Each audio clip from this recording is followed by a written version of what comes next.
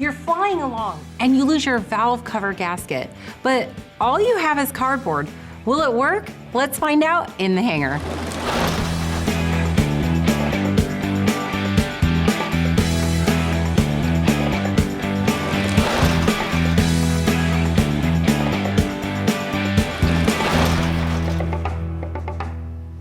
Welcome to In the Hangar. I'm Christy Wong. And I'm Dan Milliken. This episode of In the Hangar is sponsored by Colton Mortgage. They answer your calls and they answer your questions. And by Flying Eyes with the new ophthalmics. And they have magnetic snap-on, love these sunglasses. So love to our sponsors. Now, Christy, did you say bowel cover?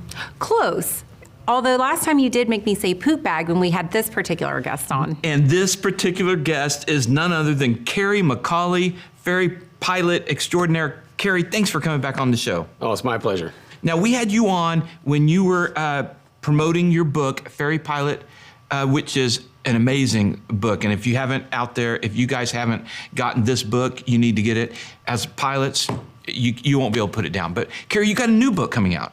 Yeah, my new book's called Dangerous Flights. And Of course it is. Dangerous Flights, yeah. Yeah. Because there were none in there. Yeah, that was all pretty boring stuff, yeah. No, it picks up pretty much right where Ferry Pilot left off because I got a lot more stories and got almost killed a bunch more times. Kerry, why are you the way that you are?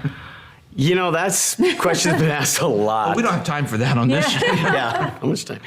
Pretty much I'm a riskaholic, so I just can't stop taking chances. Now, at the end of Ferry Pilot, didn't you take some time off before you went back into the danger?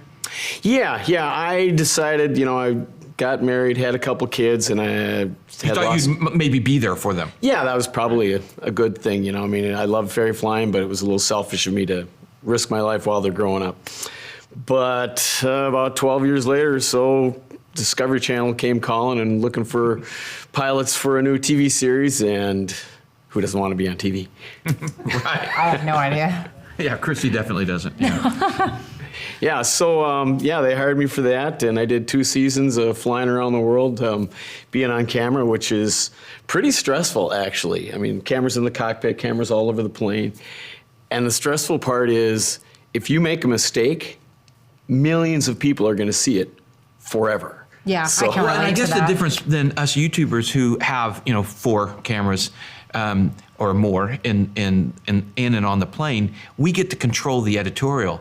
You had 16 cameras on you, and you could not choose not to use this mistake or that. No. I mean, they want me to make a mistake. That's good TV. Bad stuff happening. They're like, Kerry made a mistake. Let's show that from 3 different angles and play it in slow motion. I can only imagine saying with you on frequency and having that go out. Yeah, they just with you, yeah. Or any traffic in the area, please advise. Oh gosh, no. All right, so Kerry, you this cardboard, okay, what is that all about? All right, well, a number of years ago, I was hired to ferry a Navajo from Florida to Singapore. Oh my goodness. And, do you go west or east? I went east. Went up, we're going to take the northern route up through Greenland, Iceland, down through the Middle East and across.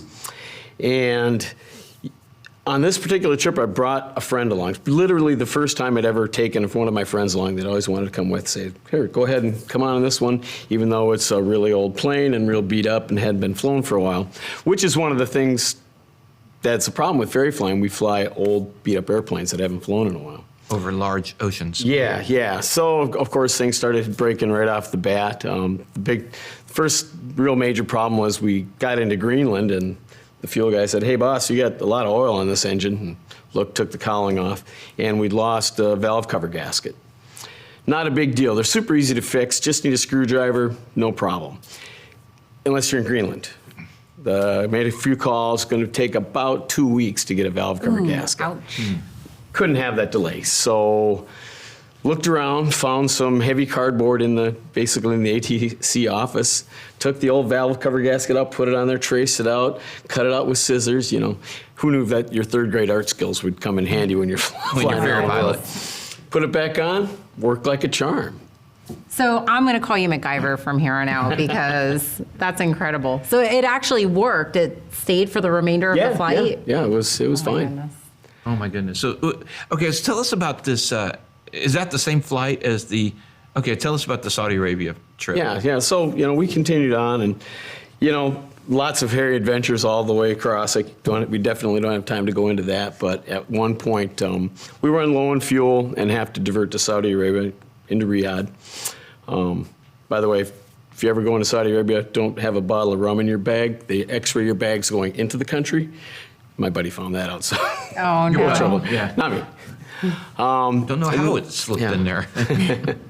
The next day, we took off into brown IMC. Basically, the dust in the region extended from the surface to 12,000 feet, and it's actual. Oh, my. You Wow. can't see, so no big deal, Current, and got a nice twin. Well, okay twin. Yeah, okay, nice twin. It's pretty old. We had cardboard in the engine. Right. Yeah, yeah. exactly. What else could go wrong? Turns out a lot.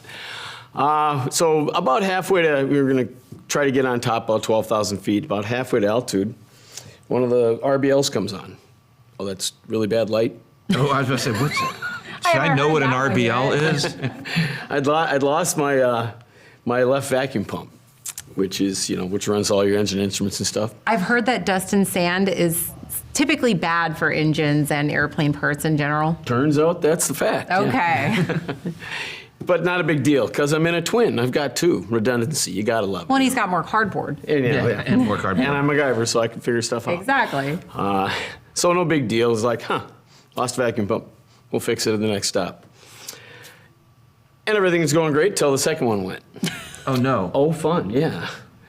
Yeah, and I much didn't for notice the the light redundancy? right away, but I'm on instruments and I'm following the artificial horizon, and all of a sudden everything's kind of getting weird. I'm like, wait a bit, oh, lost that, boom, needle ball airspeed.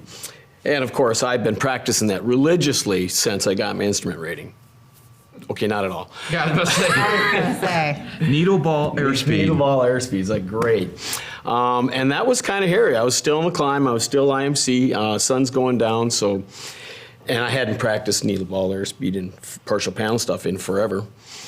But kind of got the hang of it. On this plane, it was particularly difficult because the turn bank indicator or the turn coordinator was a really old style. And what on this one was the little airplane stays in place, and there's a back piece on it. So when you turn right, it goes left. Oh. And It's that like took a lot of getting pushing a used to. cart backwards. Yeah, it was just like, but I finally got the hang of it and figuring it out. It's like, all right, great. We get on top and get cruising. About 3 hours to go. Shouldn't be a problem. Kind of actually having fun. I like the challenge of this. Like, well, I mean that's why we Nobody train. ever. Oh my goodness. Well, that said every ferry pilot. Yeah. I guess. Continue. But we don't practice partial panel and do all this stuff if we're never going to use it. So it was kind of fun. I know Okay. I'm a sick and twisted individual. Fair but- enough. No, I kind of see where you're coming from. Yeah. Yeah.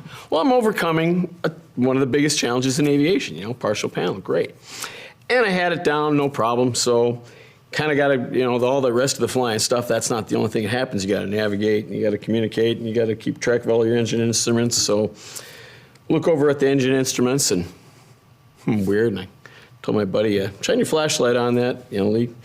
And I noticed that the oil temperature gauge was just about pegged to the red. And the oil pressure gauge was just about down to the red. Wonderful, it's on the right engine. I say, hey, shine your flashlight out at that engine. He goes, yeah, it's completely covered with oil. Oh my gosh. Awesome. Got to shut the right engine down. Oh my goodness. I felt like I was in a You're simulator. in a partial panel, and you just lost your right engine. Yeah, completely separate from each other. It had nothing to do with Yeah. it. It was just coincidence. And like what else are they going to throw at me? Like I got first engine, vacuum pump goes out. He handled that. Throw the next one at him. He's got that too. Let's lose an engine on him. Like, See, this reminds me of my sim training. that's what it felt like. I'm like, what are they going to do next? Give me athlete's foot? I mean, come on. So, we come in and I just trim it up and keep going. Are you hand flying? The autopilot doesn't work until course it the last doesn't, vacuum yeah. pump. So it was challenging. And we had a Sentry ADSB receiver with the it's a term I'm looking for here. You can use it for an artificial horizon, but we didn't have a mount for it. So my buddy tried to hold it up in front of me so I could use that instead of needle ball airspeed. That didn't work at all. So it's like synthetic vision. Synthetic vision, yeah. So like you're showing, it's like, no, just get that out of the way. I'm back on the stupid turn coordinator thing. There's, Well, was this part of the Discovery TV show? This was right after. Right after. Yeah. Okay, so at least you didn't have 16 cameras Right. covering your every move Well, here. which is a bummer. That would have been a great episode. Oh yeah, because you were the hero. Oh, yeah, that's good TV. right. Well, you didn't die. Well, or did you? No, I guess not. Yeah. So did you you're climbing out from in Saudi Arabia? So did you declare emergency? I mean, what happened next? No. No, that's not worthy of an emergency call. CFII would be so proud. What could they do for me? Like, wow, cool story, bro. What are you gonna do? Keep going. All right. Well, so I just You kept keep going. You didn't go back to the. Well, I guess you're in an IMC brownout. I was about halfway. There really wasn't any point in going back okay. to Saudi Arabia. We were heading to Oman, so I was like, let's just, unless we lose the other engine. Actually, could have happened. I was going to say, like, is way that a this thing was- spoiler alert or? Yeah, the way this Okay. plane was falling apart around our ears, that was definitely a concern. Yeah, so we landed there, and then the next day we went out and checked, and we only had 3 quarts of oil left out of 12 that we started with. The owner flew in his top mechanics, Larry Curley, and I think Mo was on vacation. They looked it over, I wiped it all down. We ran it up. You could literally see the oil spitting out of the top of the engine. They filled it back up with oil and said, okay, there you go. Oh my gosh. Take off for India. I'm like, no, we need to fix that. And they're like, no, it's fine. And got on the phone with the owner, and he insisted that his mechanic said it was good. I'm like, I'm not flying 700 miles over the ocean with a hole in the engine. So that was the only time in 30 years that I walked away from the airplane. Wow. You walked away from the I plane. walked away from it. I said, I had my mechanic in Wisconsin. He was all set to get on a plane. He had another cylinder. Could have been their plane could have been fixed in 24 hours. And the owner from Thai Airways said, no, my mechanic says it's all good to go. These guys are ancient. They're also working on, 727s and Oh my big God. jets. So they're not used to like They didn't. They just, well, engines. we'll just put more oil in it. Like, it lost all the oil in the short flight. I'm not taking a longer flight over the ocean. So... Wow. So there is a line that you won't cross. Because in our earlier episode with you, it seemed, you were doing stuff that that would have way past my personal memes. Yeah. But there is a line. You do have a personal I was minimum. surprised I found the line. I didn't think there was a line, but it turns out there is. I'm crazy, but I'm not stupid, and that would have been stupid. That's subjective. I mean, All right. Okay, so what's the name of the new book? The name of the new book is Dangerous Flights, and covers most of the first season of Dangerous Flights. We filmed 2 seasons. I don't think I can fit the second season in there, so there's probably going to be a 2-book series on that. And it covers what it's like flying in an airplane with 100 cameras all over you and all that, and plus all the crazy stuff that happened, and more stories like the one I just told you, because... And it's going to be available where? It'll be available on Amazon, paperback and ebook and audiobook. Awesome. Okay. Well, Kerry, thanks for coming on again to share your stories. yeah, this is intriguing. I mean, I read your book after your last visit, and it kept me very entertained. Oh, yeah. I just kept couldn't put it thinking, down. like, why? So many times. That's a good question. All right. Well, again, Kerry, thank you so much. And for you guys out there, make sure you go and pick up the book when it's out. It's called Dangerous Flights and full of really, really good pilot stories. Kerry, thanks so much for coming on and sharing a great story. And for you guys out there, make sure that when you see the book, Dangerous Flights, you go buy it. It's on Amazon. It's ebook or paperback. And we'd like to thank everybody for supporting the show. We'd like to ask that you like, subscribe, and share, and we'll see you next time. In the Hangar.